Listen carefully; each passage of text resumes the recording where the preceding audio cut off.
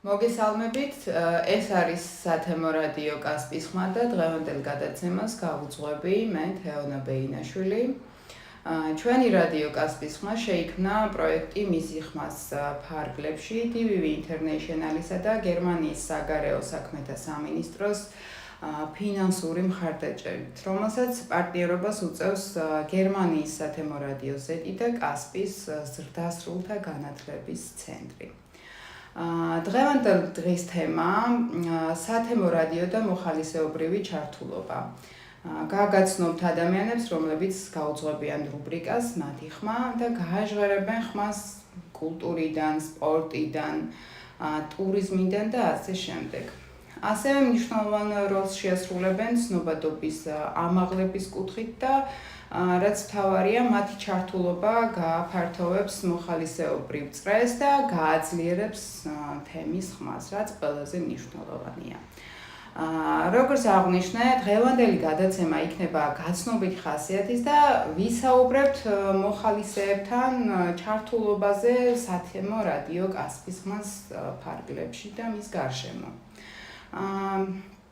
და გადაცემაში გაგაცნობთ არაჩვეულებრივ გოგონებს, რომლებიც სამომავლოდ მსმენელს შესთავაზებენ საინტერესო თემებს, წარდგებიან საინტერესო იდეებით.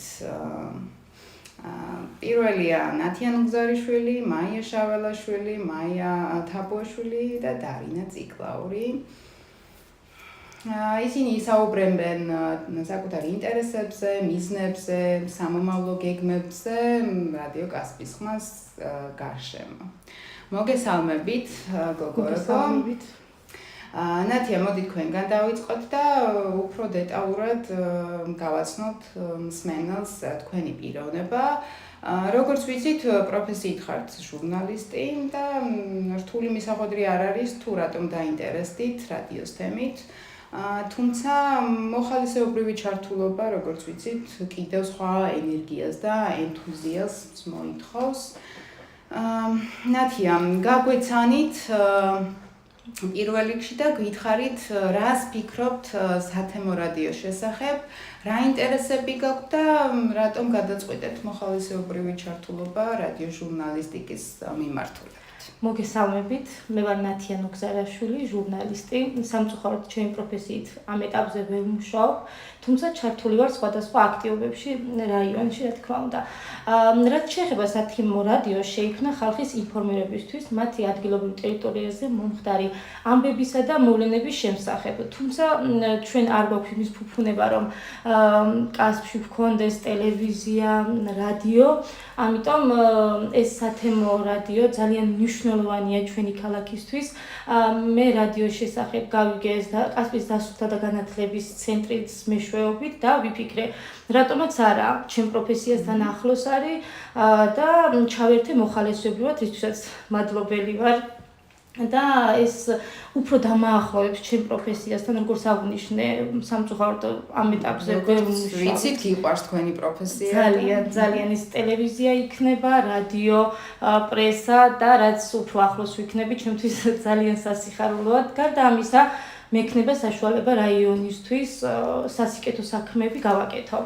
სათემო რადიო ხშირად უწოდებენ რადიო ხალხისთვის, ამიტომ მე მაქსიმალურად შევეცდები ჩემი გადაცემები იყოს საზოგადოებაზე მორგებული და რუბრიკაც შესაბამისად იქნას მომზადებული, რომელიც ასახავს საზოგადოების მულტიკულტურულ და მრავალფეროვან ბუნებას. ძალიან კარგი. ნათია, რა მოლოდინები გაქვთ, რას გვეტყვით? მოლოდინები საკმაოდ კარგი მაქვს, რადგან აქ ვარ უკვე კარგია და ვფიქრობ, რომ ამ რადიოს მეშვეობით ძალიან ბევრ მსმენელს შევიძენთ და ასევე გვექნება იმის შესაძლებლობა, რომ რადიოს სახით მეტი მოხალისე მოვიძიოთ და მეტი ადამიანი დაინტერესდეს და ჩაერთოს ჩვენს პროექტში, რადგან ჩვენი რაიონისთვის სათემო რადიო ძალიან მნიშვნელოვანია, როგორც აღვნიშნე.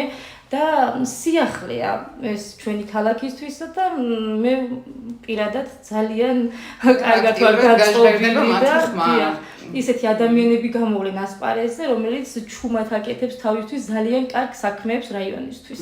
ძალიან კარგი. და თქვენი აზრით რა შესაძლებლობების მომცემია სათემო რადიოს არსებობა, უფრო კონკრეტულად რო გითხრათ, როგორც თქვენთვის, ასევე მოსახლეობისთვის. მოგახსენებთ, საზოგადოებისთვის სათემო რადიო მნიშვნელოვანია. სათემო რადიო შეიძლება იყოს ინსტრუმენტი საზოგადოების განვითარებისთვის. მას შეუძლია მიაწოდოს ინფორმაცია ადგილობრივ ღონისძიებებზე, სერვისებსა და რესურსებზე. ასევე შეიძლება გამოყენებული იქნას საზოგადოების ინიციატივებისა და ორგანიზაციების ხელშესაწყობად. სათემო რადიო შეიძლება იქნას გამოყენებული განათლების პოპულარიზაციისთვის სხვადასხვა თემებზე, მათ შორის ჯანმრთელობა, გარემო, სოციალურ საკითხებზე. მას შეუძლია მიაწოდოს ინფორმაცია ადგილობრივი საგანმანათლებლო შესაძლებლობის შესახებ, ასევე შეიძლება გამოყენებული იქნას წიგნიერებისა და ენის შემსწავლების ხელშესაწყობად. ცნობადობის ამაღლებაც. სათემო რადიო შეიძლება გამოყენებული იქნას ასევე თემების გასაძლიერებლად, ცალკეული პირების და ჯგუფების პლატფორმისთვის, რათა გაიუზიარონ თავისი ისტორიები. ჩვენ მრავალმხრივ ნიჭიერი ადამიანები ყავს რაიონში და გაუზიარონ ისობს, მაგალითად არ აქვს იმისი შესაძლებლობა, რომ რაღაც წამოიწყოს, ან სჭირდება რაღაც ბიძგი.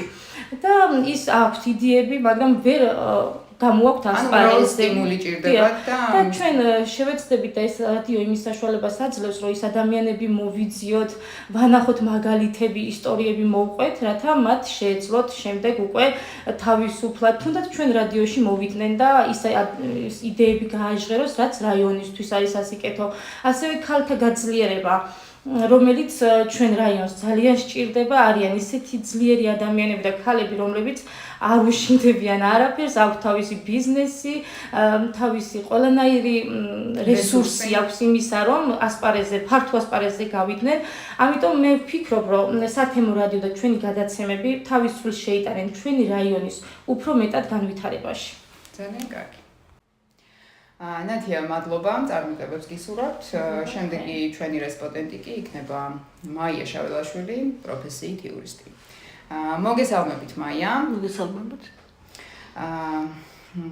გაგვიცანით და გითხარით, როგორც იურისტისთვის, რა არის თქვენი მიზანი და რატომ დაინტერესდით რადიოს თემით და ჟურნალისტიკით?